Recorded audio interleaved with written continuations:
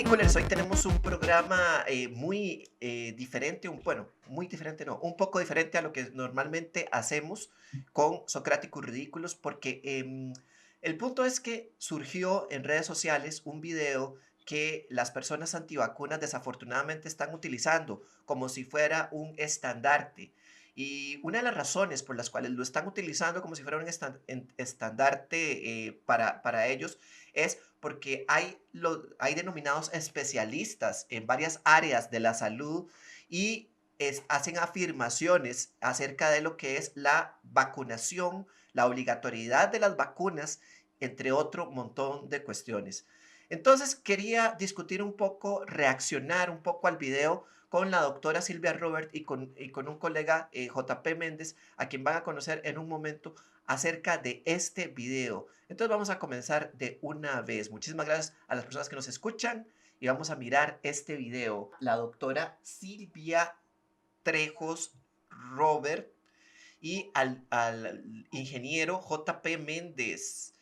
¿Cómo están? Muchas gracias por acompañarme. Muy buenas noches, gracias por la invitación. Igual, gracias. Realmente hay cosas que se están hablando que son bastante absurdas, o sea, no hay una, para decirlo de una manera más o menos objetiva, ¿verdad? O sea, este programa tiene un corte cómico, pero también tiene un corte serio, entonces vamos a tratar como de establecer los dos parámetros, la parte seria y después vamos a tratar de hacer algún chistecillo para que ustedes no se aburran. Lo voy a adelantar un poquito porque en esa parte hay cuestionamientos bastante, eh, a ver, lógicos dentro de ese documento que esta señora lee, que tienen que ver con el manejo de la crisis, ¿ok? Todos tenemos cuestionamientos acerca del manejo de la crisis, de cómo se ha manejado, pero lo cierto es, y esta es la parte interesante, lo cierto es que nunca habíamos manejado una pandemia, ¿ok? Entonces, por ese lado, uno dice, bueno, sí, hay cosas que están muy extrañas. Y una de las cosas que a mí me llamó la atención, o sea, personalmente me llamó la atención, fue que cuestionan el hecho de que se hayan dado casos positivos cuando fueron casos por nexo. ¿Qué opiniones tienen al respecto? No sé si la doy primero.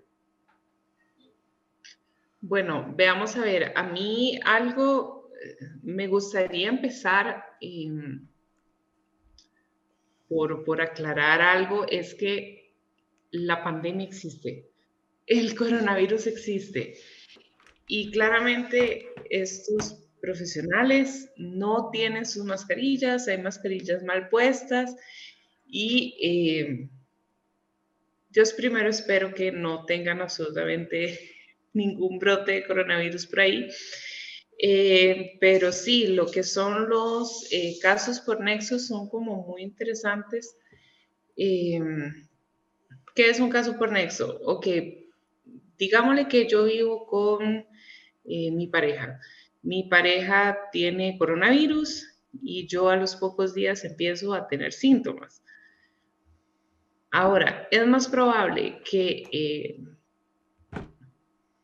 mis síntomas sean debidos a coronavirus que a cualquier otro virus respiratorio andante, eh, tomando en cuenta eh, lo que es la transmisibilidad del virus y es simplemente lo más lógico, ¿verdad? Ahora, ¿por qué se hicieron esos casos por nexos? Porque en su momento tenemos que acordarnos que no contábamos con muchísimas pruebas como las que tenemos ahora, como las pruebas tipo antígeno. En los EVAES no habían pruebas tipo antígeno, lo cual nos permite filtrar un poco todo lo que son los casos positivos que ameritan PCR y los casos negativos que también ameritan PCR. Ahora, estamos en un momento de la pandemia. Bueno, también hay que tener en cuenta que en su momento las casas comerciales tampoco daban abasto, ¿verdad? O sea, una PCR, veamos a ver, a grande escala, en muy grande escala, puede ser muy difícil en un laboratorio pequeño como el de un EVAIS o el de una clínica. Ya en un hospital sí es más fácil de hacerlo. Ahora, hemos avanzado tanto, perdón, Eso es parte esta es parte de nuestro podcast, así es que tranquila. hemos avanzado tanto en todo lo que es esta pandemia que ahora sí contamos con muchísimo más infraestructura, ¿verdad? Contamos dichosamente con las pruebas de antígeno. Y por ende, yo ya no hablaría tanto de casos de nexos a esta altura de la pandemia. Entonces, efectivamente, los casos por nexo, por lo menos fueron necesarios al principio, pero ahorita hay dispositivos suficientes como para poderlos detectar y no solo asumir que son personas positivas de COVID por nexo. O sea, en este momento casos por nexo no deberían empezar a replantearse esa forma de diagnosticarlos o de contabilizarlos, más bien, más que diagnosticarlos. A esas alturas, bueno, habría que ver lo que es, yo no trabajo para el Ministerio de Salud, ¿verdad? Yo tan solo puedo dar mi opinión como microbióloga, eh, es decir, en lo que es el virus, en lo que es cómo infecta un virus, cómo funciona el sistema inmune ante la infección por un virus. Yo no sé cuáles serán, digamos, como las estrategias a nivel macro del Ministerio de Salud, ¿verdad? Sin embargo, son muy pocos los casos por nexo ahora que se tienen, ¿verdad? Porque por dicha tenemos también lo que es el sector privado que tiene, digamos, a mano las pruebas de PCR, las pruebas de antígeno, y por dicha están en la obligación de reportar los resultados al Ministerio de Salud también. Una forma sencilla de definir qué es una prueba PCR, por qué se llama PCR, qué ondas qué es una prueba PCR. Quiero saber. Eso es Hey, para JP. Para JP, sí, perfecto, maravilloso. bueno, básicamente, una prueba PCR, bueno, de hecho se les llama así porque este es reacción de cadena de la polimerasa. La polimerasa es una enzima. Básicamente es una manera, en un equipo especializado en el cual se replica muchas veces el ADN o el ARN, en este caso el del virus, para luego poder demostrar si está o no está, ¿verdad? Entonces es como la polimerasa es esta enzima que replica el ADN o el ARN infinitas cantidades de veces, entonces es como muchos ciclos para asegurándose de que la enzima lo replique para poder detectar o que llegue a un punto de ser detectable si está o no está el virus, por así decirlo. Es una manera como lo más simplificada posible. No sé si Silvia se le ocurre alguna otra manera más sencilla, pero yo creo que es eso. Veamos a ver, yo diría que para complementar un poco lo que dice el compañero es que las pruebas de PCR lo que se basan es en la identificación del material genético del virus y son muchísimo más sensibles, es decir, logran detectar muchísimo más fácilmente, bueno, no más fácilmente, pero logran detectar menos cantidad de virus que tal vez las pruebas de antígeno. Las pruebas de antígeno nos permiten detectar el virus mediante una proteína.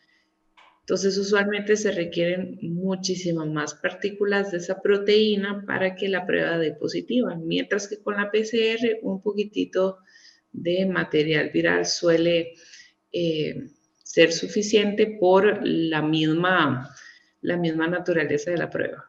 Entonces, por ejemplo, cuando usted va a Levi's o a su área de salud para hacerse la prueba del COVID o el tamizaje o lo que sea, primero se hace una prueba de antígeno.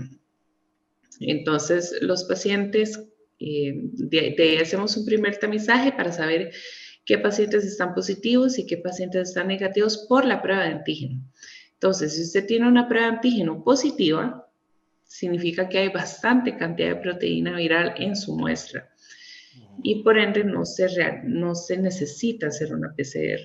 Claro. Ya cuando, si la prueba de antígeno da negativo, uno realiza una PCR para asegurarse que usted no esté con una etapa muy inicial de los síntomas en los cuales hay muy poco virus. Eso es como que, digamos, la prueba de antígeno va a dar positiva si una persona está contagiada con SARS-CoV-2. Va a dar positiva la prueba de antígeno en la medida en que haya mucho, por así decirlo, mucho virus en el cuerpo, Es ¿no? correcto. Y la prueba PCR, aunque tenga poquito virus en el cuerpo, como es una replicación del ADN, o va a ser más eficiente, digamos, para detectar cuando hay poquito, ¿ok? Más o Pablo, menos. y Sí. de hecho, no sé si han visto, pero ya incluso hay bastantes infografías como tratando de comunicar eso, del rango de días desde que inicia la infección, a los cuántos días ya una prueba de PCR lo puede detectar y a los cuántos días le toma a una prueba de antígeno poder detectarlo. Entonces, desde el momento en que una persona es infectada por el virus, el PCR, no recuerdo bien exactamente los días, pero son a los pocos días ya puede empezar o ya el PCR es efectivo en detectar que la persona está infectada versus el antígeno que le toma ciertos días. Entonces, a eso se debe también porque necesita dar un tiempo de que en el cuerpo se replique suficiente el virus para que la prueba de antígeno dé positivo. Muy bien, muy bien. Ok, aquí vamos a revisar esta parte de este señor. Ustedes se escuchan bien, ¿verdad? La diputada doña Shirley Díaz, al diputado Eric Rodríguez, que nos abren este espacio que hace mucho tiempo estamos buscando. En varias organizaciones habíamos dicho, necesitamos llegar a la población, necesitamos llegar a los medios de comunicación para que sepan que habemos personas que estamos despiertas desde hace mucho tiempo y que queremos levantar la voz ante el silencio cómplice de la mayor parte del gremio médico, de la mayor parte de los dirigentes de salud, de la mayor parte de los profesionales de la salud. Somos los profesionales de la salud. Nos callamos porque no estamos de acuerdo, no porque seamos cómplices de cualquier mierda, Dios. No importa, Silvia, esto es así. A mí, Pablo, vieras que hay algo que dijo este señor que me pareció muy interesante, que lo hice un poquitito más adelante. Sí. Dice que los niños no pueden contagiar a los adultos, sino que los niños nos proveen anticuerpos. A mí me gustaría saber cómo los niños nos pueden proveer anticuerpos. Hay dos tipos de inmunización.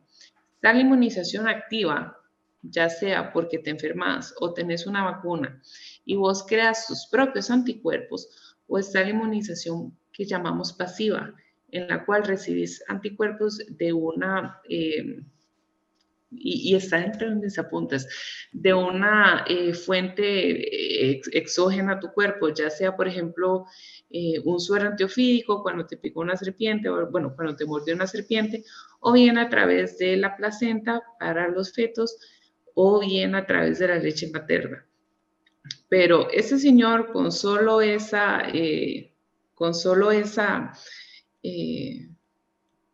aseveración de que los niños nos proveen anticuerpos, para mí ya cayó al nivel más bajo de entendimiento del sistema inmune. Y es relacionado a la manera en la que él dice como frustrado, ¿verdad? Como que los profesionales de la salud no están hablando, no están diciendo, ¿verdad? No los están apoyando. Y lo primero que me recordó, hace poquito leí un post sobre algo que se llama el complejo de la persecución o persecution complex. Y es como esta idea de las personas, ¿verdad? Que nunca realmente o sea, como que tienen una posición errónea o que no tiene fundamentos, ¿verdad? Y como el mundo en general o el resto de las personas no les dan el apoyo, entonces básicamente se hacen los ofendidos, ¿verdad? Salud, los que debimos. Ajá. Tranquilo. Como nos persiguen, nos señalan, somos víctimas. Yo creo que el Persecution Complex explica todo lo que pasa en este video de inicio a fin, ¿verdad? Como necesitamos un espacio y hace mucho lo necesitábamos, así empezaba el video. Entonces fue lo primero que se me vino a mí a la mente. Vamos a mirar esto, cómo se ve el ambiente médico de acuerdo, por lo menos en los lugares donde vos trabajás. Hay mucho médico que está ahí en desacuerdo con la vacunación.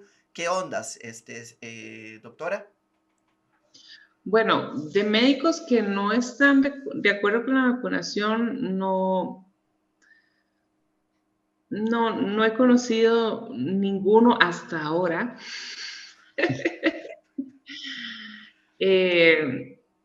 Igual con todo lo que es el personal sanitario, solo conozco una profesional de la salud que está en desacuerdo con la vacuna. Es una odontóloga que nunca ha recibido como ningún curso de inmunología, ningún curso de microbiología, ¿verdad? Entonces tal vez no es su área. Entonces son como conceptos que tal vez le parecen un poquito difícil de entender. Pero sí le puedo decir, Pablo, que sí hay una gran preocupación por el aumento de casos, ¿verdad? En lo personal, en el área de salud donde trabajo, pues sí hay un fuerte impacto, sí hay una fuerte presión con la cantidad de muestras que recibimos. Casi que se sextuplicaron o septuplicaron en cuestión de días. Y pues sí hay como una gran preocupación con esto, ¿verdad? Bueno, vamos a continuar con el video. Desde el inicio, haber recordado al pueblo costarricense y al mundo entero qué es un virus y cómo se maneja un virus, porque esto no ha representado ninguna amenaza para la humanidad. Bueno, hay 5 millones de personas que se murieron en menos de un año, ¿verdad? Exactamente. O sea, y no son 5 millones o sea, pueden ser 5 millones de personas que se han muerto de manera directa a causa de este virus. Y no estamos contando todas aquellas personas que se murieron de manera indirecta porque los servicios de salud estaban sobreocupados, ¿verdad? Todo lo que es detección de cáncer, todo lo que es atención de infartos agudos de miocardio, todo eso se tuvo que poner de lado para atender esta emergencia. Claro. Y ahí también tenemos muertes. Sí, aquí empezamos mal, ¿verdad? Con esa afirmación. Ningún momento, ni en el inicio que sospechamos, había un germen que fue modificado genéticamente y que ahora... Yo no confío en nadie que diga germen. ¿Ok? Tenemos virus, tenemos bacterias, pero germen, no. O sea, somos personal de ciencias médicas, no podemos estar hablando de eso, ¿verdad? La palabra germen a mí me revoca a las chicas superpoderosas, a las amebas esas de las chicas superpoderosas, pero... O sea, desconfíe de un profesional que habla acerca de microbios y que les dice gérmenes. Es correcto. Si no está tratando de vender un jabón, yo no sé en dónde más se usa, digamos. Sí. La naturaleza devolvió a ese germen sus propiedades naturales, valga la redundancia, para venir a convertirse en la gripe común que nos va a dar la inmunidad, y ya lo sabemos, ya lo dijo el señor gerente de la Caja del Seguro, que la sustancia esta que está circulando, que llamamos virus y que se llama Omicron, y que nosotros le decimos microondas para que no nos bloqueen mucho por ahí, es simple. Y también necesita llevar un curso de microbiología y uno de comedia en el Comedy Lab. Sí, señor. Lo que él está afirmando es que el gerente de la caja, bueno, primero que nada está afirmando que se devuelve a la naturaleza digamos, el SARS-CoV-2, el virus que nos acontece, se devuelve a la naturaleza de manera de gripe común. De alguna manera hay alguna forma en que el SARS-CoV-2 mute para convertirse en gripe común, en el virus de la gripe, como no sé, en el germen de la Bueno, gripe común. lo que estamos viendo es, bueno, no podemos ver en el futuro, pero lo que se está postulando por el momento es que el SARS-CoV-2 está entrando a una fase endémica, ¿verdad? Eso significa que se va a integrar, ¿verdad?, dentro de los males respiratorios que circulan en la población de manera habitual. Lo que sucede es lo siguiente, todo el mundo se está enfermando, todo el mundo se está enfermando y no tenemos al mismo tiempo. Y hay una diferencia entre una crisis epidémica y una crisis de los servicios hospitalarios, ¿verdad? Tenemos que evitar esa crisis de los servicios hospitalarios para que eventualmente, si nos tenemos que enfermar todos, pues sea de manera relativamente paulatina, ¿verdad? Claro, claro. O sea, no es cierto. Lo que quiero saber aquí es esa afirmación de que el virus se convierte en el virus de la gripe común es falsa, porque eso no va a ocurrir. Lo que pasa es que el virus se va a volver muy probablemente, o tiene una tendencia, según la evidencia que hay y su comportamiento y los modelos que han generado, es que se está volviendo un virus endémico. Por lo tanto, va a ser un virus con el que vamos a tener que convivir, pero la idea es, pero no es que se va a volver una gripe común, o sea, va a ser igual de problemático que lo que sigue siendo. Que el virus, a ver, el nivel de mortalidad del virus, del SARS-CoV-2, inclusive las variantes nuevas no se sabe todavía, pero digamos, las variantes, por lo menos la variante Delta y la variante Alfa, que fueron las primeras, los modelos matemáticos apuntaban a que tenía un 15%, un 15% de hospitalización la persona contagiada, o de personas sintomáticas un 15%, una cosa así, ¿verdad? O sea, era bastante bajo, es bastante bajo, o sea, es un virus, mi punto es un virus que tiene una tasa de mortalidad baja en comparación con otros virus, ¿sí o no? Pues sí, el problema es que sucede lo siguiente, si uno no le quita la letalidad, ¿verdad? Totalmente. Segundo, ¿qué es lo que pasa? Si tienes un virus que tiene una tasa de mortalidad baja, pero que infecta a muchísimas personas al mismo tiempo, vas a tener muchísimos muertos igualmente. Correcto, exactamente. Ese es mi punto. Mi punto es que estamos enfrentándonos a una pandemia, a un virus que causó una pandemia con una tasa de mortalidad baja. O sea, ni siquiera tiene una tasa de mortalidad media. O sea, en el momento en que nos enfrentemos... Ese es el éxito de una pandemia. Ah. A ver, ¿cómo te explico? Claro, claro. Perdón. No importa, él quiere figurar y la gente lo adora. A Filú. Sí, eso sí. A ver, ¿cómo te explico? Para que un virus sea exitoso, es decir, pueda pasar a varios huéspedes y poderse replicar sencillamente, tiene que no ser fatal para un hospedador. Mira, por ejemplo, lo que pasa con el ébola. El ébola tiene un porcentaje de mortalidad altísimo y no hemos visto pandemias de ébola. Pero es que el problema con el ébola, dentro de lo que tengo entendido, es que el ébola no solo tiene un índice de mortalidad del 90%, creo que es, una cosa así, sino que además de eso, mata a la gente muy rápido. O sea, como que no... Es correcto, porque no es un virus exitoso. por dicha. Lo que sucede es que para que un virus pueda mutar, tiene que ser un virus que no mata al huésped. Porque cuando metas al huésped, ahí se acabó la cadena de transmisión. Entonces, tiene que ser un virus donde hayan bastantes asintomáticos para que el virus pueda ir de huésped en huésped y así ser muchísimo más exitoso.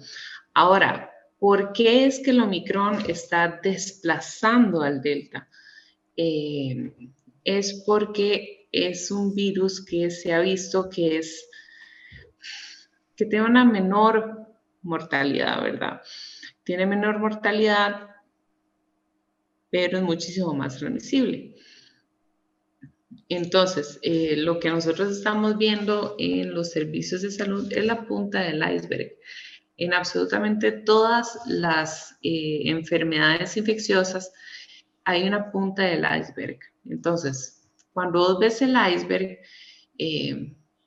ves una punta, que eso es lo que estamos viendo en el sistema hospitalario, y te das toda la base del iceberg por debajo, que son miles y miles de personas que están infectadas, que son asintomáticas.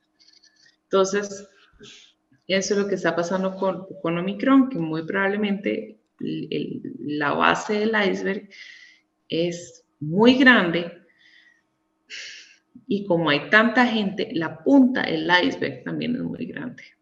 Sí, al ser la punta del iceberg muy grande, la base del iceberg va a ser automáticamente Es muchísimo más enorme, grande. es enorme. Ok, bueno. O sea, el virus siempre tiene que mutar. El virus siempre va a mutar al detrimento del virus, por así decirlo, para ser un virus extremadamente contagioso y poco letal. Bien, vamos a pasar ahora un rato a esta otra, bueno, Simple y sencillamente la evolución natural de un virus, y que esa evolución natural nos va a llevar a una inmunidad general.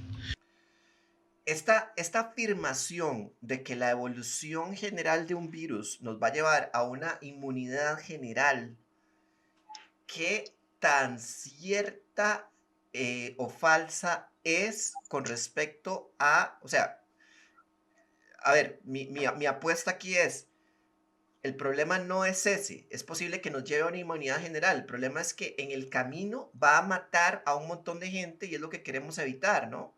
Va a matar a un montón de gente por la saturación de los sistemas de salud. Eso es correcto. Sí, y también, o sea, va a matar por una saturación de sistemas de salud y también va a matar a personas con muchísimas comorbilidades, ¿verdad? Que una persona con comorbilidades es una persona que merece vivir también, ¿verdad? A veces se les olvida mucho a la gente joven, a la gente que dice, para eso tengo un sistema inmune, ¿verdad? Pero, a ver, yo creo que hay que tomar en cuenta que, a ver, en los años 70 hubo un estudio sobre los coronavirus de origen antropomórfico. Acordémonos que hay muchísimos coronavirus, el coronavirus de los Países Bajos, el coronavirus de Hong Kong, el 299, son muchísimos coronavirus. Y se ha visto que por la misma naturaleza del coronavirus, la inmunidad suele ser pasajera.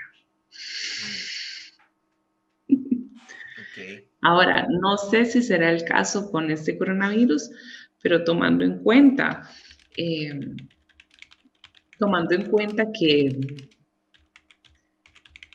pues que es un coronavirus,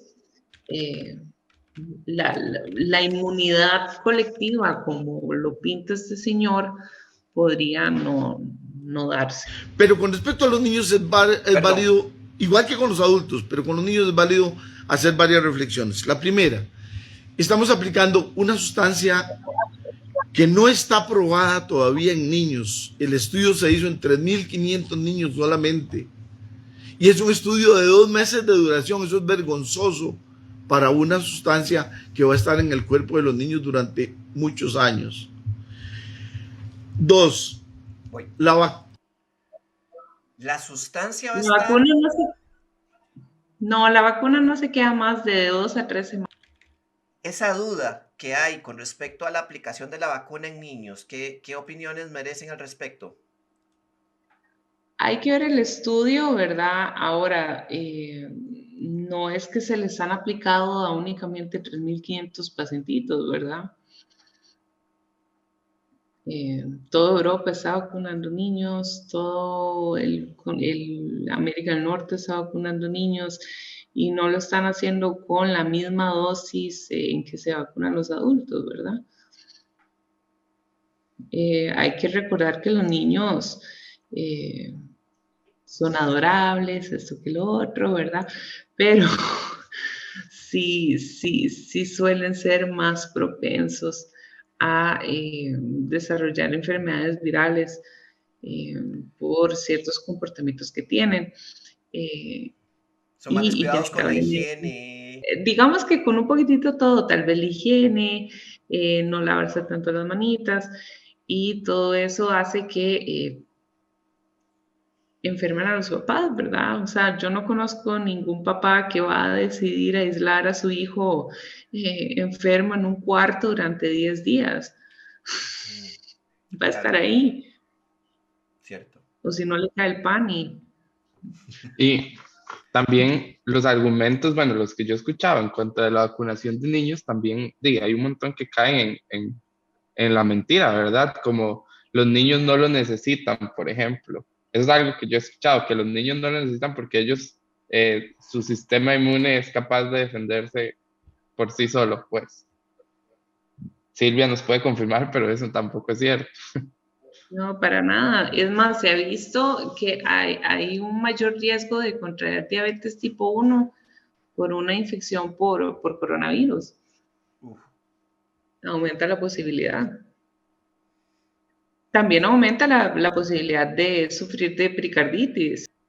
Vamos a ver. Ay, no, lo quitaste en el momento clave. Lo quité en el momento clave. Okay, sí, lo quitaste en el momento clave. Voy de nuevo. Para escuchar la joya. Hay una joya aquí. Sustancia que va a estar en el cuerpo de los niños durante muchos años. 2. La sustancia esta, es una sustancia que puede afectar a todos los órganos del cuerpo, pero que fundamentalmente va enfocada contra el corazón, provocando miocarditis y pericarditis. Hemos visto mucha gente joven morir por problemas de cardiopatía, por infarto de miocardio, pero además altera la circulación cerebral, produciendo trombos y embolias y accidentes vasculares cerebrales. Y algo mucho más grave es la afección que tiene sobre el sistema reproductor de hombres y mujeres, provocando hasta un 40% de esterilidad. ¿Esos datos son correctos? No. No. O sea, me encantaría saber de dónde saca sus datos. Me encantaría saberlo. Yo creo que es súper estratégico cómo pasa por el corazón, el cerebro, pero después llega a lo que más le importa, a lo que más va a resonar, ¿verdad? Es como, pero también los órganos. Si no le importa el corazón ni su cerebro, bueno, en la entrepierna también tenemos problemas, ¿verdad? O sea, y habla de un 40%, pero no dice un 40% de qué, ¿verdad? Esa es otra cuestión o sea, la forma de entrega de datos, quiero escucharlos a los dos, hablándome acerca de la forma en que se entregan estos datos. Esa forma es, ¿qué opiniones tienen al respecto? Es un señor que quiere ser alarmista con datos que ni siquiera existen. O sea, no me ha dado absolutamente ningún mecanismo bioquímico por el cual se está haciendo todo esto, por el cual funciona esto. Y es curioso porque uno llega como con datos y dicen que uno es un vendido.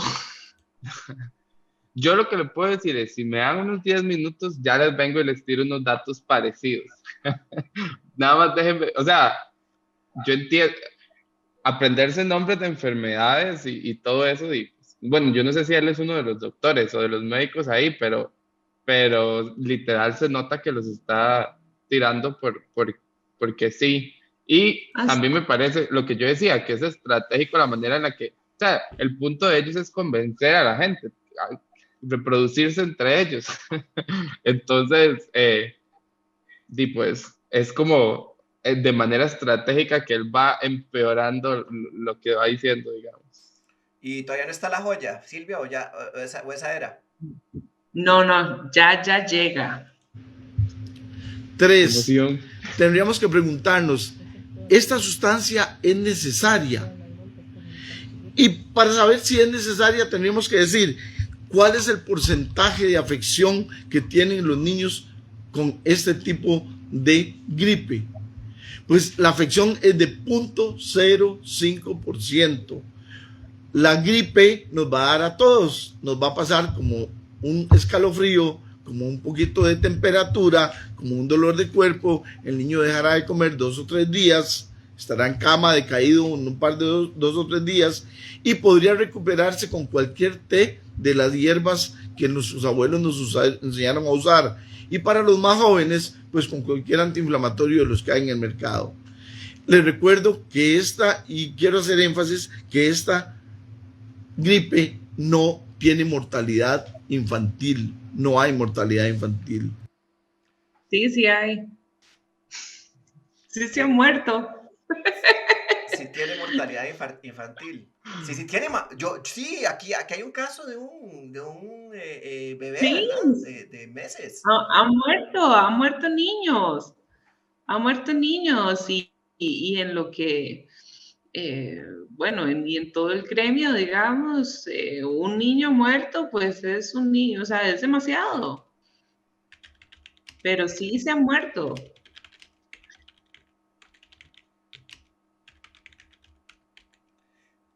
Siempre. En esta parte, no hacemos chistes de niños muertos, ¿verdad? No. Es mejor no. Mm. Es mejor no hacer, pero, bueno, si es bueno, sí. No, mentira. No, pero el punto con esto es que se sigue manteniendo dentro de los parámetros. O sea, esto es, yo sé que es horrible decirlo, pero digamos, se sigue manteniendo, digamos, el niño, el hecho de que sea un niño, está siempre dentro de la estadística de las muertes por COVID-19 que se espera en el modelo matemático que se dio al puro principio de la pandemia. Esos datos han variado muy poco, ¿no? O sea, la mortalidad sigue siendo la misma, probablemente lo que ha subido y bajado son los niveles de contagio. Entonces, ahora, él habla de un 0.5% de qué, o sea, ¿de qué está hablando? ¿Ustedes entendieron? No. 0.5 qué, bueno, ahí no se sabe. Ese dato está en el aire, nada más fue un dato ahí que tiró en el aire, o sea, no lo contrastó con nada. Y todavía no está la joya, ¿verdad? Ok, vamos a ver. No, todavía no. Y en los adultos la mortalidad es porque hay otras alteraciones en el organismo. Ok, vamos a ver. Eso sí pasa, ¿no? O sea, la gente que se ha estado muriendo más tiene como condiciones cardíacas, tiene obesidad, tiene, cierto. O sea, eso como que sí. O sea, la mejor forma de decir una mentira, y esto lo decía yo por ahí en otro programa, la mejor forma de pasarte una manipulación es envolverla, o sea, tirar un dato que es verdad, tirar la mentira y después tirar otro dato que es verdad. Entonces ahí la mentira pasó porque uno como que piensa. Ahora, esas es como de las pocas afirmaciones que son un poco ciertas. O sea, no es que la única gente que se ha muerto por ese tipo de condiciones, pero sí suele morir más gente con una afección adicional al COVID. Pablo, Como todas las enfermedades respiratorias. Como todas las enfermedades respiratorias. Lo que Dime. yo creo es que la proporción como para estar ensanguchando mentiras, yo creo que la proporción está mal, porque Se está le pasó tirando la más mano. mentira. Sí. Sí, o sea, no sé por qué no comentamos lo de los test, que con cualquier té, ¿verdad? Ya nos tiró, que con cualquier té nos curábamos. A ver, ay, puta, ay, es que yo odio hacer esto, pero lo que pasa aquí es que, digamos, hay un grupo de gente, odio hacer esto porque yo no soy, yo soy de su equipo, el equipo de ustedes dos, perdón, por esto que voy a hacer, pero digamos, el sistema inmune, ¿ok? El sistema inmune, cuando se contagia uno una enfermedad, por ejemplo, este virus, el sistema inmune suele combatir ese virus de una manera natural, que es lo que pasa con la gripe, ¿verdad? O sea, el sistema inmune se deshace de ese virus como puede. Ahora, el problema es cuando existen las complicaciones que el mismo sistema inmune se encarga de destruirlo a uno, ¿verdad? O sea, el sistema inmune es el mismo que se encarga de joderlo a uno. O sea, entonces, efectivamente, puedes tomarte un té o puedes tomarte un acetaminofén o puedes tomarte una cucharada de miel que va a ser exactamente la misma mierda. Sí, sí, sí. Entonces O sea, anterior a eso, hablan acerca del fortalecimiento del sistema inmune, que dentro de este tipo de pero es que Pablo, pensamientos, el sistema inmune no es un músculo que vos le puedes echar proteína de gimnasio y se va a hacer más fuerte. No es un músculo. Sí se pueden dar cosas para un poquitito placebos para ayudar, pero no es un músculo. no hay cosas que me fortalezcan el sistema inmune. O sea, no hay un té o un medicamento o algo que me fortalezca el sistema inmune. O sea, yo sé que, por ejemplo, si uno hace ejercicio, si uno no está estresado, o sea, yo sé que, por ejemplo, el no hacer ejercicio y causa estrés, el estrés causa depresión y la depresión causa que el sistema inmune se comprometa, no sé cómo decirlo, Es que, a ver, vos, o sea, muy bien, puedes estar tomando tus vitaminas, eso está bien, pero ¿qué es lo que va a suceder? Esas vitaminas no te van a ayudar absolutamente nada cuando haya una respuesta inmune inapropiada. No te va a ayudar absolutamente nada. bueno, O sea, tal vez a resistir un poco más, pero no es como que vaya a potenciar la respuesta ni nada así. ahora, ¿qué tipo de tecito de los abuelos estará diciendo? Es que me dan los datos incompletos, o sea, ¿qué estilo? Manzanilla, puta, el mae tiene acciones en Manzaté, ¿qué carajos No, con no, ese? no. Té de dexametasona, digamos, tal vez.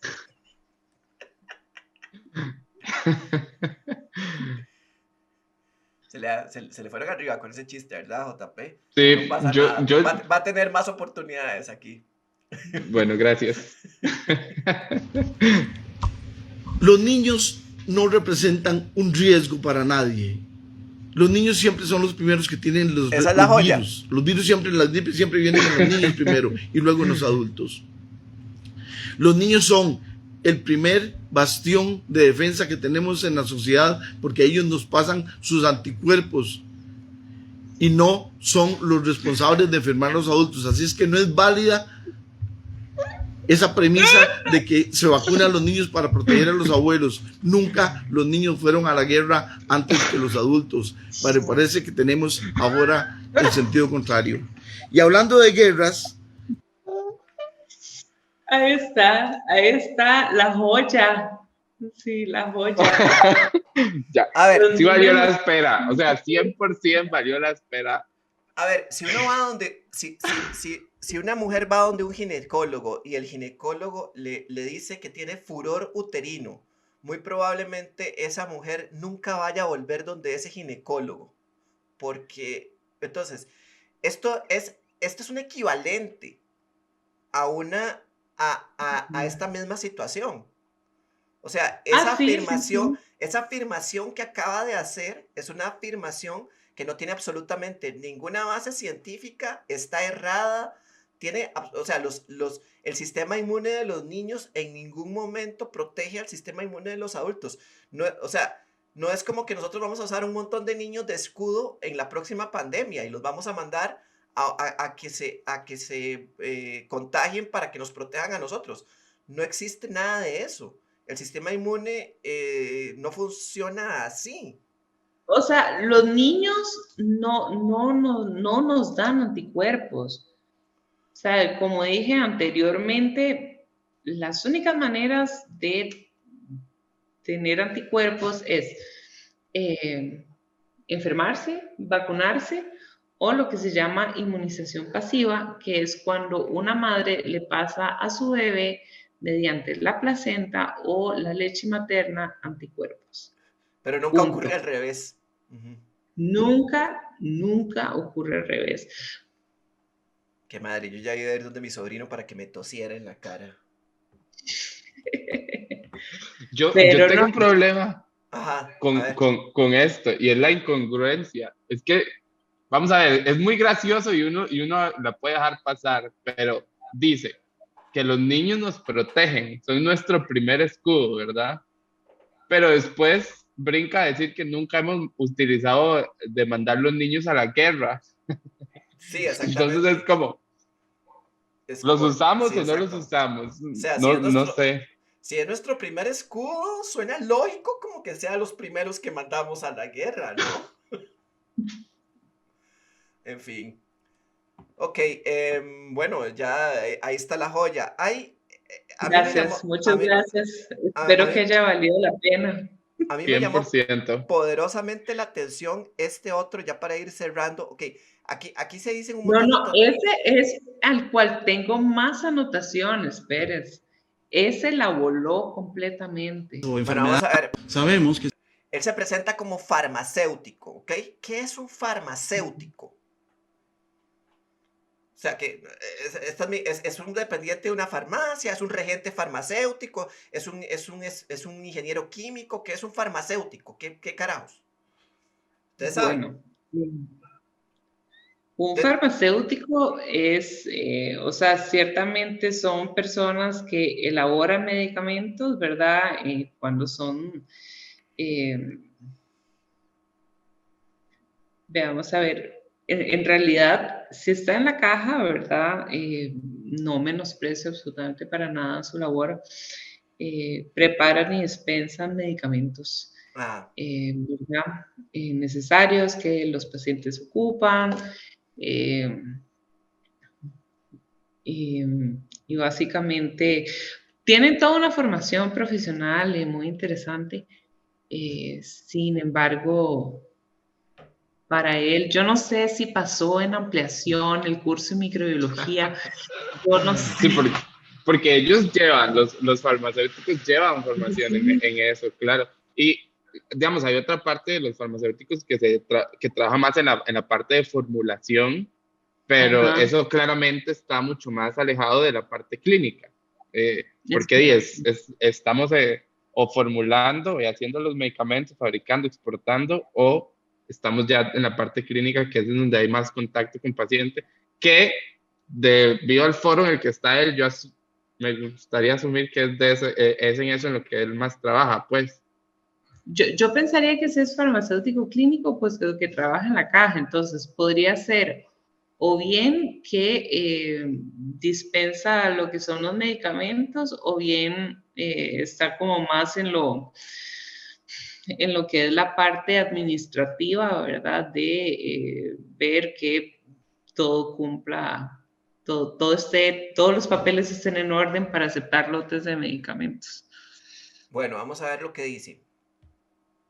Se tiene que cumplir con las normas internacionales de buenas prácticas clínicas en la investigación de uso de medicamentos en humanos o de investigación de medicamentos en humanos. Cosa que aquí, que con la producción de estas vacunas, o estos inóculos, perdón, porque no son vacunas, no cumplen ni siquiera la definición de vacuna. Ok, un inóculo, cuando se habla de un inóculo, desde el punto de vista de la microbiología, hablamos de un inóculo cuando se está cuando se trabaja con bacterias o con virus. La vacuna no es ni un virus ni una bacteria, entonces no calificaría como inóculo. Entonces eso es falso, eso no es un inóculo. Bajo el punto de vista de mi profesión, sí, pero bueno, es un tecnicismo, digamos. Ya que O sea, no es una vacuna. La vacuna no es una vacuna, o sí es una vacuna. No, la vacuna sí es una vacuna. Ah, ok, es que lo que Lo está que no diciendo me él es parece que... correcto, lo que no me parece correcto es llamarlo inóculo o Ah, ok, inocular.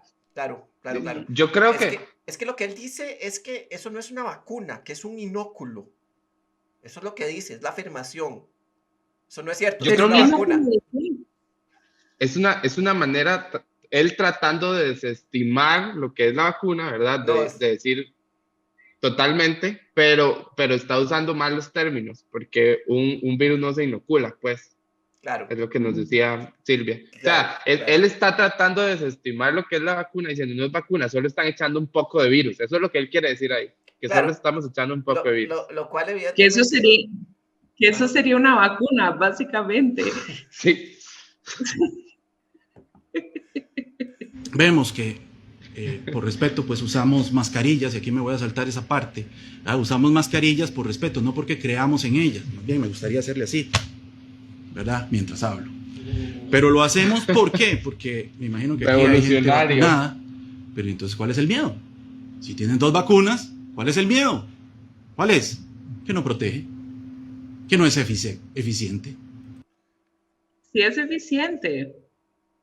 Se ha Pero, visto que las vacunas reducen enormemente las formas sintomáticas y las formas graves de la enfermedad.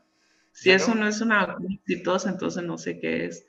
yo ando con la mascarilla en este momento, o sea, yo ando las 2 dosis, pero yo ando con la mascarilla en este momento porque tengo un montón de familiares que son antivacunas y bueno, y trato, o sea, desafortunadamente trato de no verlos y no se han vacunado y entonces una de las cosas es, mi miedo es contagiarlos y que sería la primera cosa y lo segundo es que porque igual vacunado o no, igual puedo contagiarme.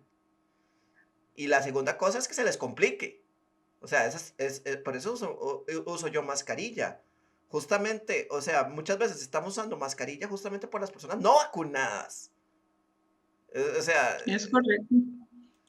Y además que no es segura porque da efectos secundarios.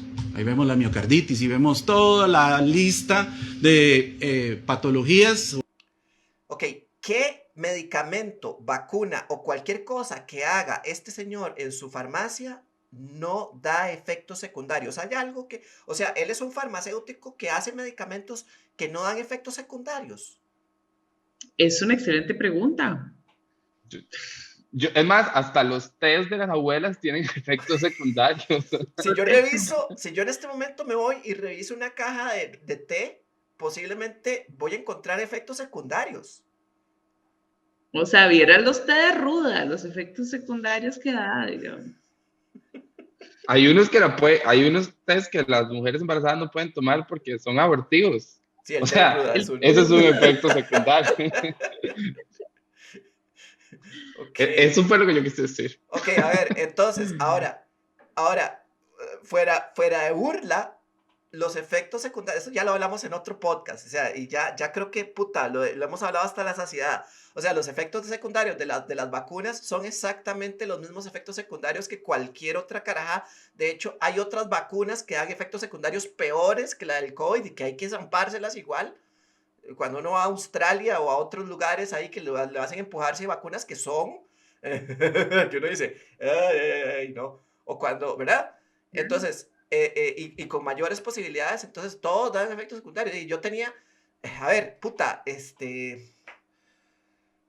hay otra que vez, resaltar que hay vacunas que tienen una efectividad muchísimo más baja y que la gente se las pone ciegamente.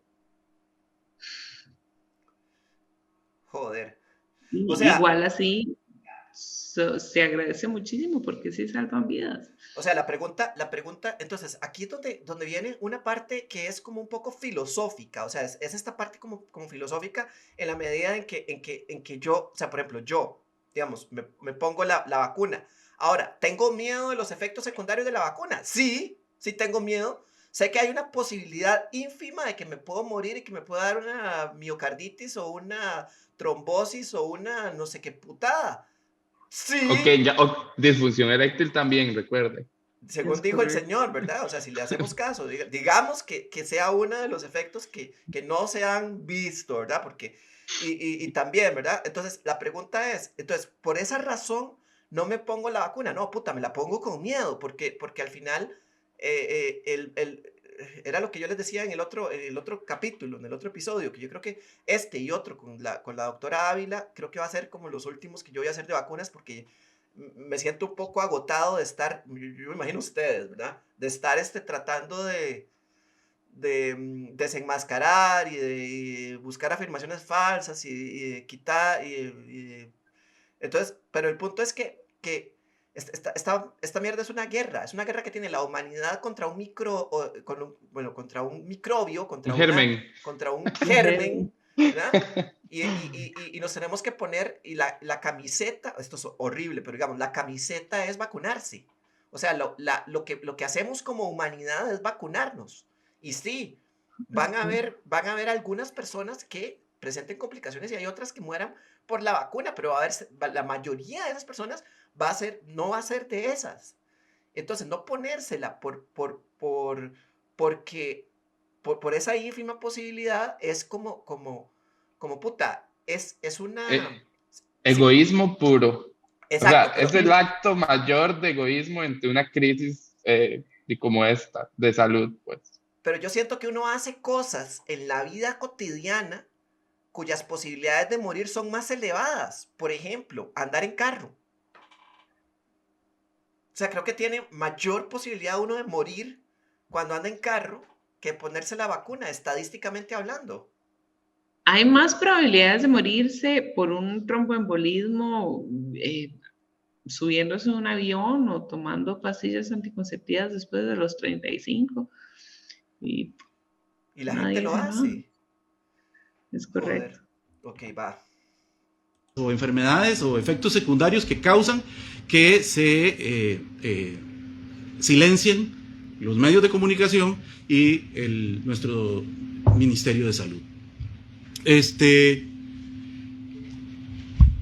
La producción de medicamentos Ay, suave. consta de dos Yo les- etapas. Normalmente, O sea, como después de esta hablada, digamos, donde nada más muestra un papel así, ¿sí? Viene otra joya gigantesca, Qué que yo creo que emoción. es como la mejor joya de esto.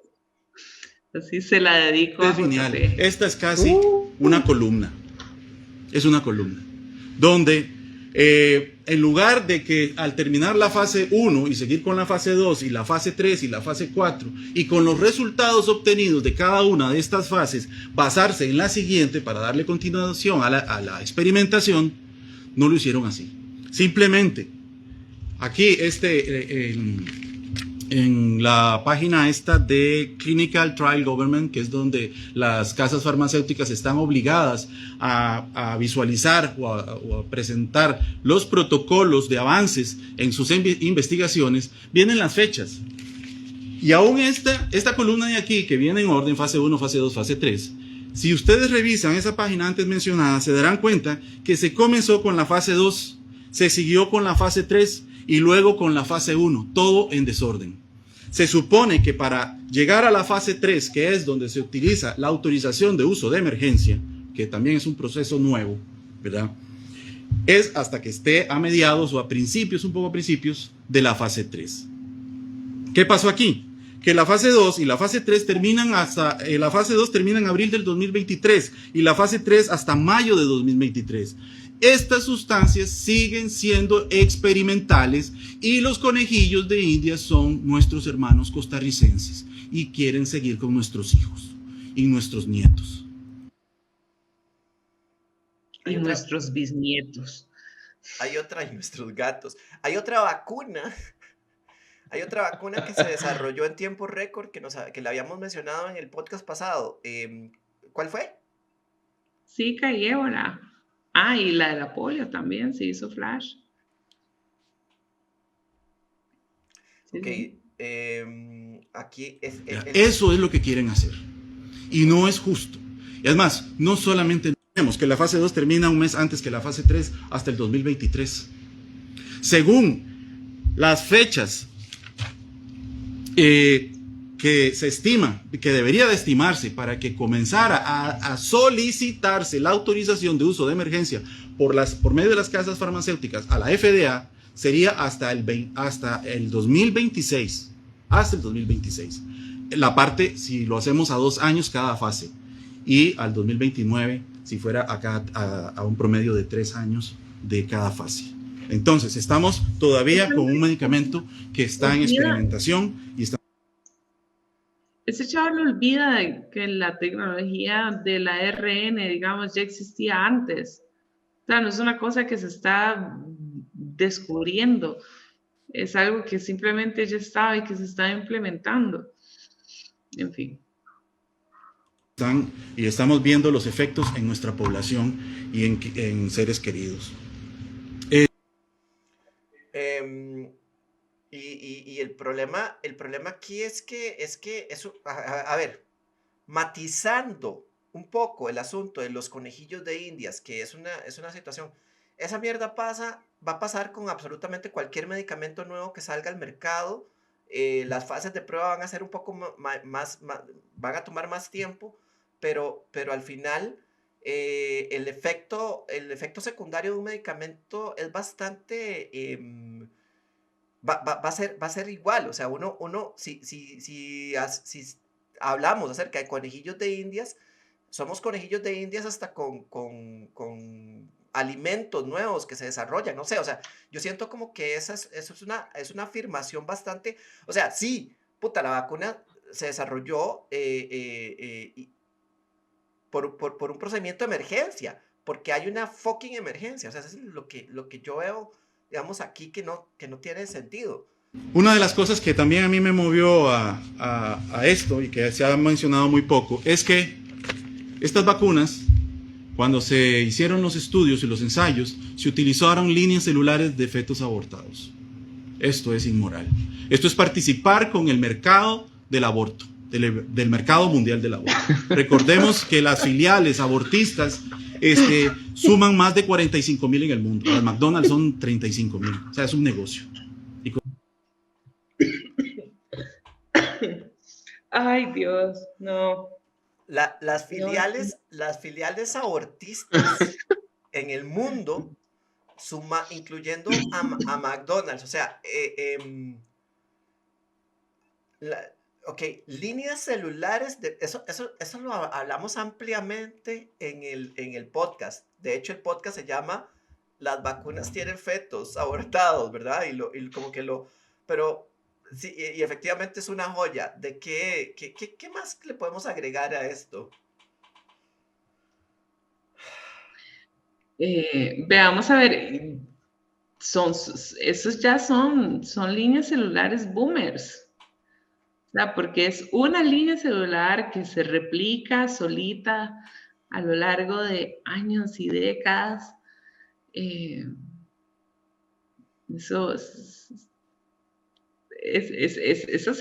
Esa línea celular más bien ya está por pensionarse, por Sí. dicha. Nosotros no nos vamos a pensionar, pero ella sí.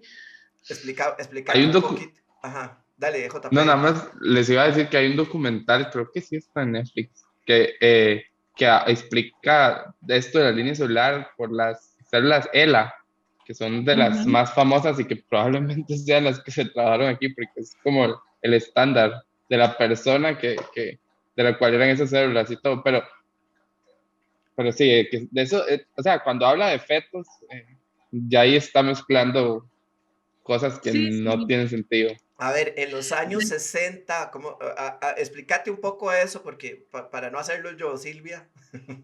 Ok, en los años 60, 70, sí se aislaron células tumorales.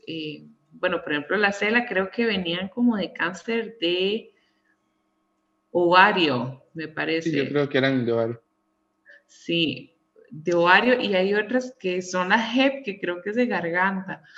En fin, entonces son células que se aislaron de esos cánceres, se pusieron a crecer en una matriz sintética y se trabajan con esas células desde los años 60, 70. Porque son células que al ser, digamos, entre paréntesis, inmortales, porque son células de cánceres, tienen la capacidad de replicarse bastante rápidamente, ¿verdad? Y lo que quiero, y lo que a mí me pareció sorprendente, además de maravilloso, o sea, digamos, a nivel de ciencia, es que son las mismas células. O sea, esas células han sacado fotocopias de esa misma célula una y otra vez hasta nuestros días, y son las que se usan, esas líneas celulares son las que se usan actualmente para hacer vacunas. En ese tiempo. Sí, no, bueno, sí y no. Hay vacunas que sí y hay vacunas que no, pero básicamente.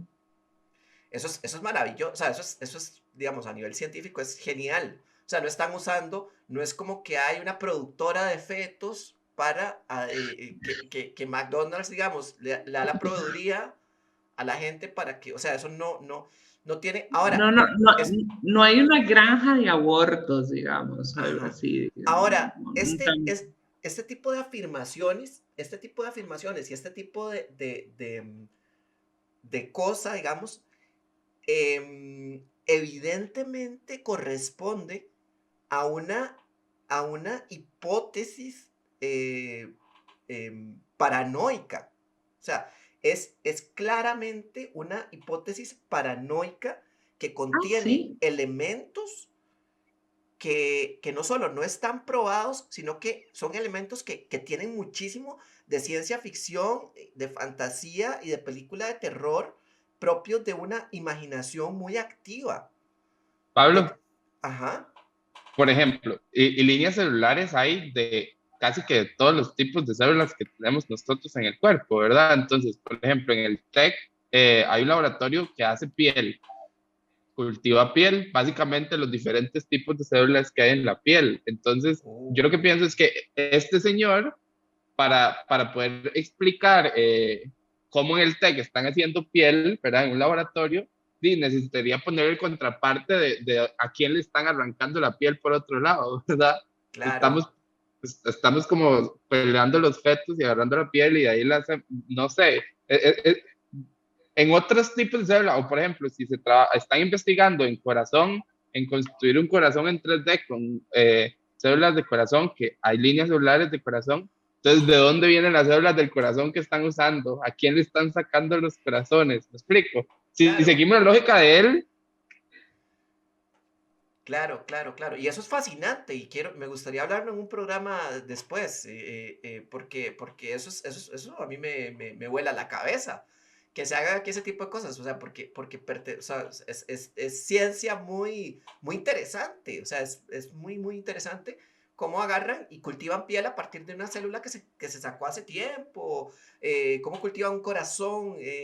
Recientemente, de hecho, la noticia reciente, la de hoy, si no me equivoco, es que agarran y cultivan un corazón en un cerdo y se lo trasplantan a un ser humano a partir de modificaciones genéticas. Es un corazón de cerdo, pero con ciertas modificaciones genéticas para que el ser humano no lo rechace. Y eso más que aterrador es fascinante. Bueno, tiene un poquito de aterrador de decir, ¿verdad? Pero es fascinante más que aterrador.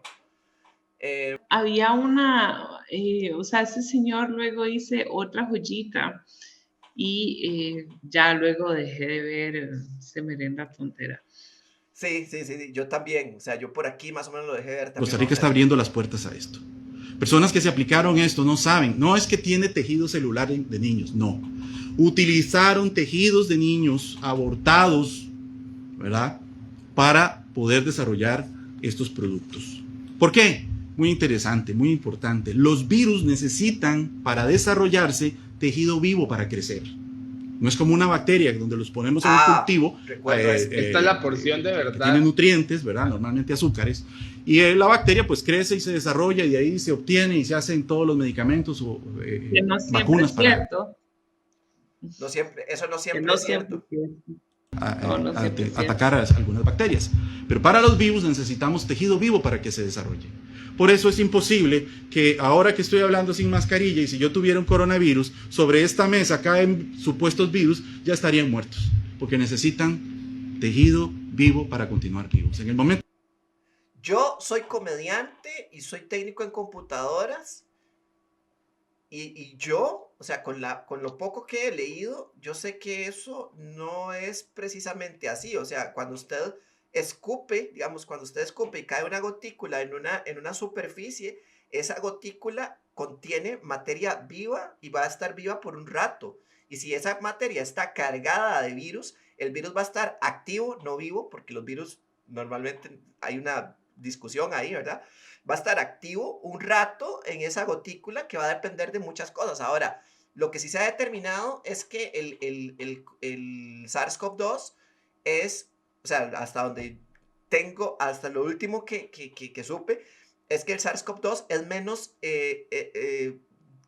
dura menos tiempo activo en las superficies de lo que se pensaba. Yo vi un meme hace poco que decía que la cosa es que hay que estornudar viendo para abajo para que los virus se desnuquen. Yo creo que eso es como el argumento que está agarrando este señor. Pero ciertamente se ha visto que la principal vía de contaminación es la vía aérea, ¿verdad? Por lo cual es importante usar correctamente una mascarilla. Se ha visto que las mascarillas que más nos protegerían son las mascarillas FFP o N40 o N95, ¿verdad? Sin embargo, los virus ciertamente todo su metabolismo lo llevan a cabo dentro de una célula viva. Y al salir de esa célula se crean viriones, es la estructura muy bonita del coronavirus, tal y como las vemos en las noticias, ¿verdad? Con sus espículas. Y estas, al caer en alguna superficie, van acompañadas de saliva, de células de nuestra boca, lo que uno llama un fómite. Así es como se llama. Y sí pueden durar un buen rato, ¿verdad? Ahí en ese fómite. Los virus, ciertamente para replicarse ocupan una célula viva, pero no es que van a estar muertos fuera de esa célula, porque, bueno, para empezar, los virus son muy particulares, pero tomemos, por ejemplo, el virus de la polio. El virus de la polio se encuentra en el agua, se transmite por el agua, o bien todo lo que son los adenovirus, los rinovirus, los norovirus, un montón de virus no necesariamente ocupan estar en un tejido vivo para ser infecciosos. Ah, ok. Eso está interesante. O sea, la afirmación de que los virus necesitan un tejido vivo para ser infecciosos es incorrecta. Absolutamente. O sea, sí ocupan un tejido vivo, ocupan una célula huésped viva para poder replicar y llevar a cabo su metabolismo para replicarse, pero muy bien pueden estar en superficies, ¿verdad? No es que van a estar en superficies un montón de años, pero, por ejemplo, mira ¿dónde es? En Rusia, que con el deshiele ese, ¿verdad?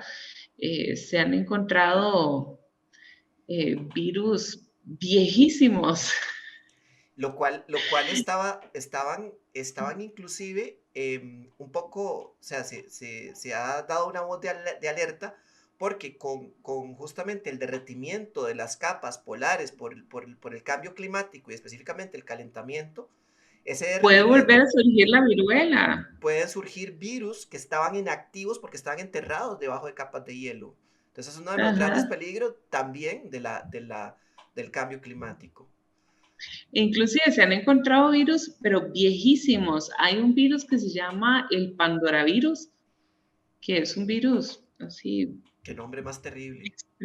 sí, extremadamente viejo que no, o sea, no afecta humanos, Ah, bueno. pero, bueno, no creo, no sé, pero, pero, no, o sea, sí pueden estar vivos, por supuesto. Los Yo, virus, ujú. no, lo que les iba a decir también es como para tal vez a tratar de ampliar la visión de lo que nosotros entendemos como virus, la noción de que también hay virus para plantas, por ejemplo. Hay virus que solo que se reproducen en células de plantas y necesitan los mecanismos de células de plantas, infectan plantas. Hay plantas que se enferman por virus y no nos afectan a nosotros las personas. Entonces, yo creo que, digamos, la noción de lo que está diciendo él es una está llegando y diciendo una generalidad donde hay un montón de un espectro gigante de lo que son virus, ¿verdad? Y incluso se sabe que los que conocemos son demasiados poquitos en comparación a todos los que existen, ¿verdad? Entonces llegar a una generalidad así, E inclusive hay virus que afectan a bacterias, que es ajá, la pesadilla para los microbios. Mueren. Toda esa falacia, ¿verdad? Que dijeron de que dura tanto tiempo en cartón y tanto tiempo en X superficies, en cerámica, ¿verdad? Por favor. Eso es una falacia. cerámica. Eso es una falacia. Ok, Decime que fuiste esa ampliación de microbiología sin decirme que fuiste esa ampliación. él está utilizando la palabra falacia, o sea, esto es una cuestión lingüística que es aquí donde puedo hacer mi humilde aporte. Una falacia no se puede utilizar como sinónimo de mentira, que es lo que él está queriendo decir. O sea, no se puede utilizar como sinónimo de mentira falacia. Ahora, les voy a decir que es una falacia. Existe la falacia de la autoridad, por ejemplo. La falacia de la autoridad es pensar que porque una persona que habla es médico o es profesional, está diciendo la verdad y está diciendo cosas ciertas. Eso es una falacia. Se llama la falacia de la autoridad. Es que me da mucha pena, Ya lo señalaron, Pablo. no sé, ya que- No, pero es interesante porque, o sea, como en su gran panel de expertos hay 2 médicos generales y un farmacéutico. Y eso es todo. Ese es el gran panel que tienen. A mí no me han dado absolutamente ningún dato científico. No me han mencionado ningún dato, ningún mecanismo, digamos. Y claramente son personas que tienen grandes carencias en lo que es el campo de la virología, pero increíbles. Y pretenden llegar a hablar como con una propiedad que no tienen. No es por el hecho de que vos seas microbióloga, doctora, es por el hecho de que ahí está la información. O sea, esa información no es que vos la manejas porque a vos se te ocurrió, sino que ahí está la información que la podemos mirar todos y todas y buscar en esa información qué es lo que se está afirmando de manera incorrecta. El problema es con este tipo de paneles es que están incurriendo a la falacia de la autoridad para hacer afirmaciones que no tienen absolutamente ningún sustento científico o un sustento técnico. Y el hecho de que al principio hablen acerca de un documento científico técnico no implica que lo sea, porque Le pusieron evidentemente... todos los adjetivos a ese memorándum que hicieron, digamos, y Exactamente. no tiene absolutamente ninguno de esos adjetivos. O sea, Es- lo que dicen, o sea, educacional no tiene, médico no tiene, científico no tiene. Ahora, yo rescato, ok, yo comprendo cosas como por ejemplo, hay mecanismos que se han utilizado en la pandemia que son cuestionables. Sí, sí los hay. Sí los hay por varias razones. O sea, hay cosas que uno dice, esto no me termina de convencer. por ejemplo, una de las dudas que yo tenía era, por ejemplo, esto, el dar cifras por nexo, que es una cuestión que a mí se me hace que es más política que técnica, porque técnicamente está bien, porque técnicamente tenemos que asumir que dada las posibilidades de contagio, tenemos que asumir que la otra persona está contagiada. El problema es tener que ponerlo como un número a nivel político de que esa persona está contagiada sin que sepamos. Entonces por ahorrarnos la dificultad de poner nexos o posibles contagios, le ponemos contagios como tales para que sean tratados políticamente, es decir, que sean tratados de esa manera a nivel del aislamiento, a nivel de las incapacidades, a nivel de un montón de cuestiones que tienen que ver con interacciones sociales, más que con la cuestión técnica. Que la cuestión técnica está bien, porque yo por ahí había escuchado que un médico debería asumir como el peor escenario posible si no tiene la cantidad de datos suficientes para dar un veredicto correcto, ¿no?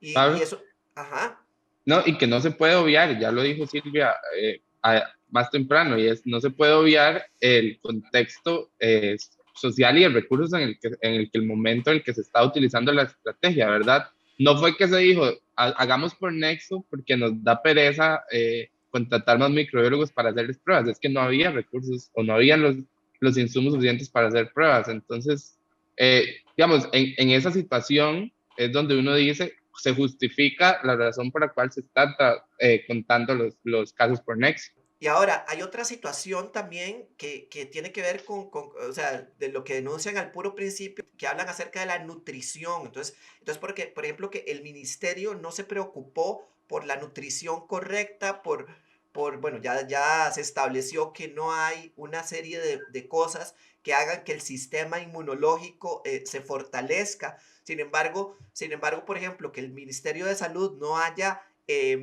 promovido, digamos, el deporte, que los parques estuvieran cerrados, ese tipo de cosas, con evidencias de que el virus al aire libre tenía una menor posibilidad de transmisión, ese tipo de cuestionamientos, a mí me parece que son válidos. O sea, son válidos porque, puta, sí, puede ser que no se haya actuado de la mejor manera, pero digamos, el que eso nos dé cabida a otro montón de afirmaciones que científica y técnicamente no solo están erradas, sino que pertenecen a la falsedad, pertenecen a las teorías conspirativas, es lo que deberíamos cuestionarnos cuando consumimos este tipo de información. Sí, está bien, o sea, estamos enojados, está bien, estamos hartos, está bien, a veces hay cosas que se han hecho mal, pero es lo que tenemos a mano. Los mecanismos de autoridad, psicológicamente, ¿cómo funcionan los mecanismos de autoridad? Por ejemplo, a un niño se le dice, no cruce la calle, y cuando va a cruzar la calle que está transitada, lo vamos a agarrar y vamos a ejercer la fuerza para que ese niño no cruce la calle porque lo puede matar un carro, ¿ok? No tenemos tiempo de explicarle por qué no puede cruzar la calle, porque es un asunto de vida o muerte. Eso es lo que pasa en Este, una pandemia. O sea, en la pandemia, el gobierno que elegimos, sea bueno o sea malo, es el hijueputa gobierno que elegimos como nuestro papá en el caso de una emergencia.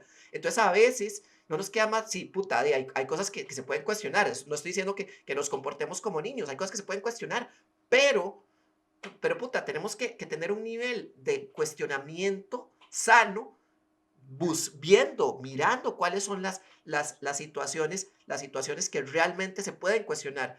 Por ejemplo, una de las cosas interesantes que a mí me surgía la duda era la restricción vehicular. Entonces, le dicen a uno, es que la Universidad de Costa Rica determinó que la restricción vehicular funciona para que haya menos casos de contagio. Entonces yo lo que pienso es, ok, esto significa que hay un estudio que encuentra una correlación entre la tasa de contagios y el no andar en carro en la noche, ¿ok? Lo cual a mí me parece sospechosamente incorrecto, porque ¿cómo mierdas hiciste esa correlación? ¿Ok? ¿Ok? Y ahí hay una duda real, ¿ok?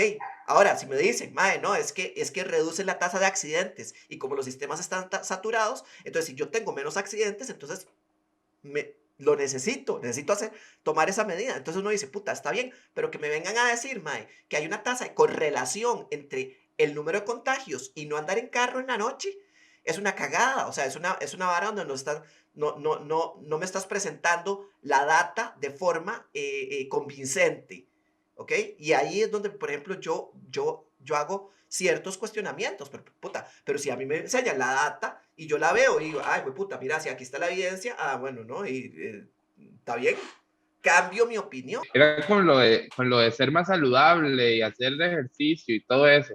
Digamos, ayer viendo uno de los debates presidenciales, cuando le preguntaban a uno de los candidatos por cómo iba a solucionar o qué le criticaba a cómo se ha manejado las finanzas de la caja y el fondo de pensiones y todo eso, él decía que no se había invertido suficiente en ejercicio y todo eso, en que la gente estuviera saludable para que no se enfermara, para que la caja gastara menos plata.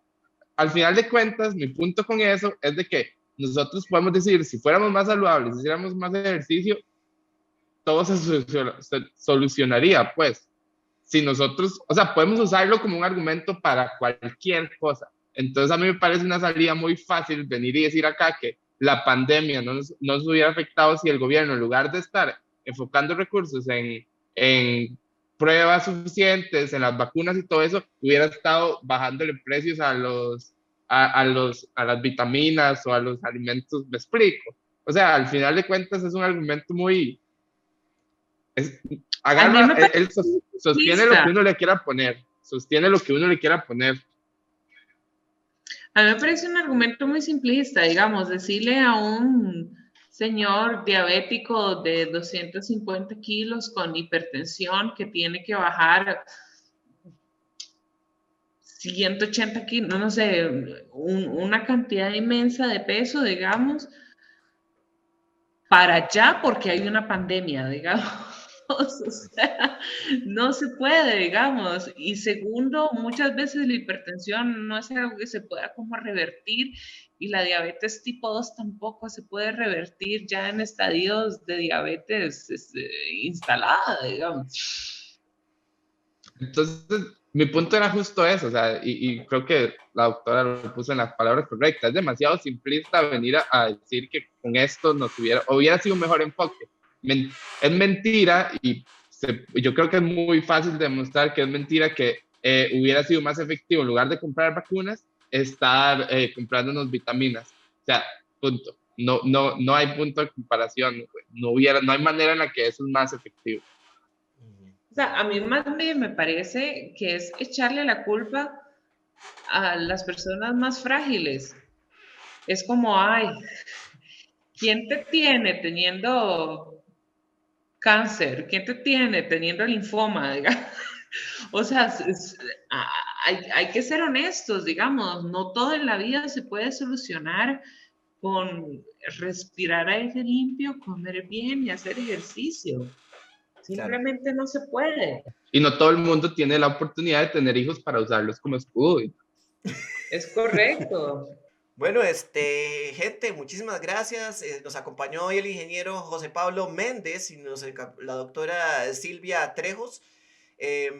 Muchísimas gracias por habernos escuchado. Muchísimas gracias a ustedes dos por haberme ayudado a esta situación que me tenía un poco... Ahí les voy a pasar. El documento no sé dónde está. Me gustaría... ese documento debe ser larguísimo, pero debe ser una muy buena... debe ser divertido ese documento, ¿verdad? O sea, me gustaría verlo. Voy a ver si lo rastreo, a ver si lo encuentro. Pero de momento este fue el capítulo especial de Socráticos Ridículos, gente. Recuerden suscribirse si les gustó el canal, denle like, pónganle, pínchenle a la campanita para que les avise todas las notificaciones de cuando hacemos un podcast nuevo. Y nos vemos la próxima. Muchísimas gracias. Los seres humanos somos una especie de sobrevivientes. Hemos estado a punto de extinguirnos en varias ocasiones a lo largo de la historia y de la prehistoria. Pero hemos persistido porque hemos desarrollado las estrategias para persistir. Y una de las estrategias que más nos ha funcionado para persistir en este mundo es la ciencia, el pensamiento crítico. Detrás de cada uno de nosotros hoy, que estamos vivos y que tenemos la gracia y la dicha de estar vivos, hay un antepasado que utilizó esa ciencia para estar bien, para poder reproducirse y llevarnos a este momento en el que estamos, en la especie humana. Nuestros bisabuelos muy probablemente se vacunaron. Nuestros bisabuelos muy probablemente utilizaron la ciencia que había disponible para sobrevivir y para hacer que sus hijos estuvieran bien. Es una lástima que en este momento de la historia se estén cuestionando estrategias que a lo largo de cientos y miles de años han funcionado para que la raza humana, para que la especie humana esté viva. Hay muchos cuestionamientos, sin embargo, esos cuestionamientos tienen que tener una fundamentación. No está mal ser críticos, no está mal cuestionarse. Lo que está mal es llenar nuestros vacíos con respuestas arbitrarias que nos dan personas sin escrúpulos que o bien están confundidas o bien son ignorantes o bien piensan tener toda la verdad. Porque una cosa que nos caracteriza a los seres humanos es que tenemos siempre preguntas y esas preguntas no van a ser respondidas nunca en su totalidad. Sin embargo, tenemos técnicas para contestar esas preguntas. No creamos todo lo que nos dicen. Las evidencias pesan más sobre las cosas inventadas o las cosas que tienen que ver con la creencia. Esas evidencias nos pueden salvar la vida. Si no sabemos algo, busquemos la información en las fuentes adecuadas. Si no nos satisface, busquemos más fuentes. Pero aceptemos que esas respuestas a veces van a estar incompletas, porque no lo sabemos todo. Pero el hecho de que no lo sepamos todo no implica que llenemos nuestros vacíos con mentiras o con suposiciones que alguien más nos dijo. Esto es Socrático y Ridículo. Yo soy Pablo Pérez. Muchas gracias por escuchar. Chao.